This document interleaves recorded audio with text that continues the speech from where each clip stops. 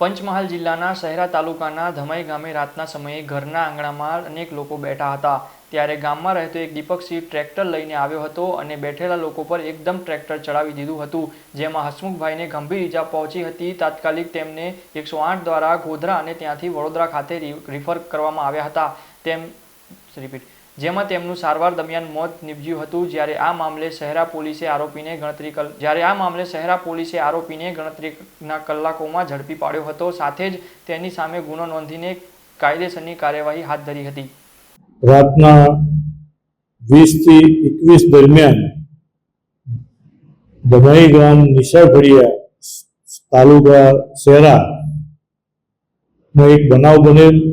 તેની અંદર પ્રવીણભાઈ સબુરભાઈ બારિયા નાઓએ આજરોજ તેમના કાકા હસમુખભાઈ મણીલાલ પટેલ જે તેમના ઘર પાસે બધા બેઠેલા ફરિયાદીના સાહેબો એ દરમિયાન આ ગુનાનો આરોપી દીપસિંહ આરતસિંહ પટેલ તે જ ગામનો તે પોતાનું ટ્રેક્ટર લઈને આવેલો અને જે ફરિયાદી અને સાહેબો જે જગ્યા પર બેઠેલા ત્યાં આવેલો અને પછી એ ટ્રેક્ટરથી ફરિયાદી અને સાહેબો ઉપર પાછળથી આવીને એકદમ ચડાવી દીધેલું અને એમને મારી નાખવા માટેનો પ્રયત્ન કરેલો અને આ કામમાં મરણજણ હસમુખભાઈ મણીલાલના ઉપરથી ટ્રેક્ટર ચડી ગયેલું અને બીજા બે એક સાહેબોના સામાન્ય ઈજા થયેલી।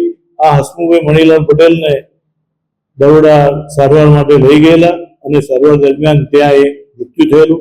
આ બાબતે આજરોજ શહેરા પોલીસ સ્ટેશનની અંદર ગુનો દાખલ થયેલો છે અને આ ગુનાના કામે આરોપી દીપસિંહ આરતસિંહ પટેલ નાઓને શહેરા પોલીસ સ્ટેશનના તપાસ અમલદારે અટક કરેલ છે અને આગળની તપાસ ચાલુ છે।